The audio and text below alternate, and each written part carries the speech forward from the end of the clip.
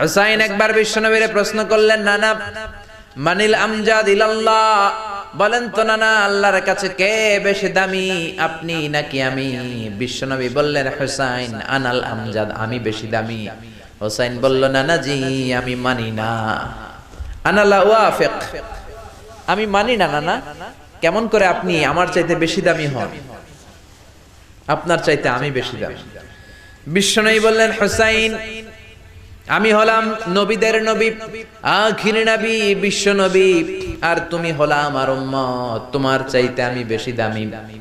হুসাইন বলে, নানা জি আপনি ভুল বললেন, আপনার চাইতে আমি হুসাইন বেশি দামি। সুবহানাল্লাহ কইবেন না? বিশ্বনবী বললেন, কাইফা যালিক, কেমন করে এটা?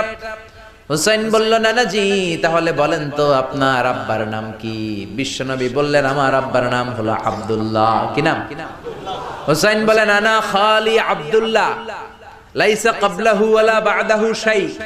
খালি আব্দুল্লাহ, সামনেও কোনো টাইটেল নাই, পিছনেও কোনো টাইটেল নাই। আমার আব্বার নাম আপনি জানেন নাকি? আমার আব্বা হলো শেরে খোদা, দুনিয়ার সব কাফির মুশরিকদের জন্য আল্লাহ আমার আব্বারে বাগ বানিয়ে পাঠিয়েছে। আমার আব্বা সাধারণ কোনো মানুষ নয়, বিশ্ব নবীর মেয়ের জামাই। আল্লাহু আকবার। আপনার আব্বা আব্দুল্লাহ কি কোনো নবীর মেয়ের জামাই নাকি? বলেন, আমার আব্বার নাম হলো আলী কাররামাল্লাহু ওয়াজহা। বিশ্বনবী বললেন, তাই তো, আসলেই তো তোমার আব্বা বেশি দামি। আবার হুসাইন প্রশ্ন করলেন, নানা বলেন তো আপনার আম্মার নাম কি? কি নাম বিশ্বনবীর মায়ের? তোরা দেখে যা আমিনা মায়ের কোলে, মধু পূর্ণিমারি সেথা চাঁদ দোলে, যেন উষার কোলে রাঙা রবি দোলে।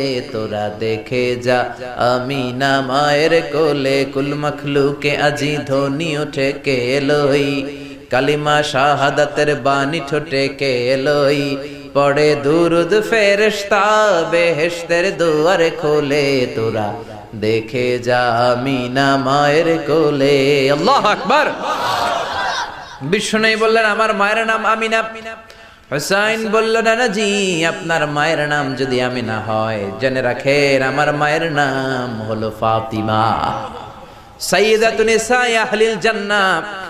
জান্নাতে সর্বপ্রথম যেই মহিলাটা ঢুকবেন, ওই মহিলাটা হলো আমার আম্মা জান ফাতিমা। বিশ্বনবী ফাতেমারে এত ভালোবাসতেন, বিশ্বনবী বলতেন যে ফাতেমারে কষ্ট দেয় সেজন্য আমি নবীরে কষ্ট দেয়, আর যে ফাতেমার মনের মধ্যে আনন্দ দেয় সেজন্য আমি নবীরে আনন্দ দেয়।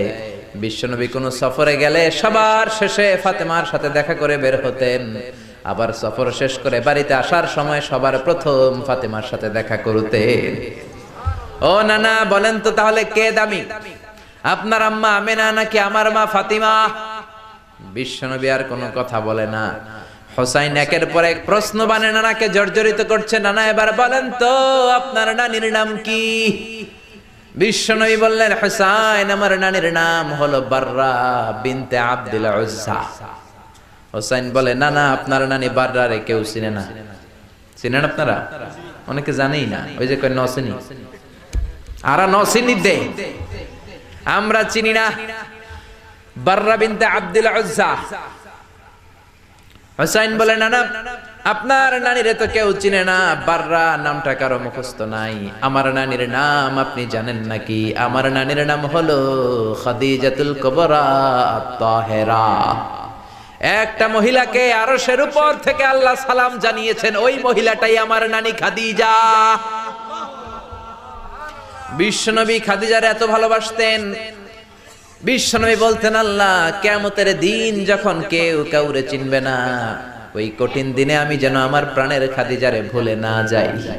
খাদিজা ইন্তেকালের পরে বিশ্বনবী নিজ হাতে দাফন কাফন করলেন, কবরের সামনে দাঁড়িয়ে দোয়া করলেন। দোয়ার পরে সব সাহাবীরা ঘরে ফিরে যায়। আবু বকর বললেন, নবী চলেন ঘরে ফিরে যাই, দাফন শেষ, কাফন শেষ, দোয়াও শেষ। বিশ্বনবী বললেন, না আবু বকর আমি যাব না, তুমি যাও, আমি কবরের সামনে দাঁড়িয়ে থাকবো। যেই মহিলাটাকে এই কবরের মধ্যে আমি শোয়ালাম রে আবু বকর, এই মহিলাটা সাধারণ কোন মহিলা নয়, আমার বিপদের দিনের সঙ্গিনী খাদিজা। মক্কায় এই মহিলাটাই আমার হাতে প্রথমে কালিমা পড়ে ইসলাম ধর্ম গ্রহণ করেছে। মক্কায় কেউ যখন আমারে সাহায্য করে নাই তখন আমার খাদিজা আমারে ভুলে নাই। কেউ যখন আমারে শেল্টার দেয় নাই, সাহায্য করে নাই, খাদিজা আমারে সাহায্য করেছে। মক্কার লোকেরা 3 বছর শিয়াবে আবি তালেবে আমার জেলের মধ্যে রেখেছিল। আমার কলিজার টুকরা বিবি খাদিজা ওই জেলখানার ভিতরে আমার সাথে ছিল। আবু বকর, তোমার মনে চাই তুমি ঘরে ফিরে যাও, আমি এখানে দাঁড়িয়ে থাকবো। আমি দাঁড়িয়ে দাঁড়িয়ে খাদিজার কবরের 3টা প্রশ্নের জবাব আমি বিশ্বনবী নিজে দিয়ে তারপরে ঘরে ফিরে যাব রে আবু বকর। সাইয়েদনা জিবরাইল এসে বললেন, ইয়া রাসূলুল্লাহ, ইয়া হাবিবাল্লাহ, দাঁড়িয়ে থাকার দরকার নাই, আপনি ঘরে ফিরে যান।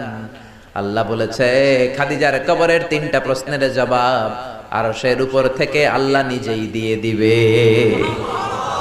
ও নানা, কই আপনার নানি বাররা, কই আমার নানি খাদিজা? বিশ্বনবী কোনো কথা বলেন না। হুসাইন আবার প্রশ্ন করলেন, নানা বলেন তো আপনার নানার নাম কি? বিশ্বনবী বললেন, আমার নানার নাম হলো ওয়াহাব ইবনে আব্দে মানাফ।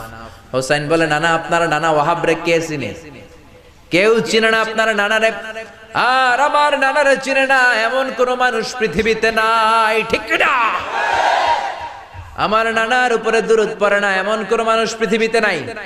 আমার নানার প্রশংসায় পঞ্চমুখ নয় এমন কোন মানুষ পৃথিবীতে নাই। আমার নানারে মাছে চিনে, গাছে চিনে, জিনেরা চিনে, ফেরেশতারা চিনে, পাখিরাও চিনে, ঠিক কি না?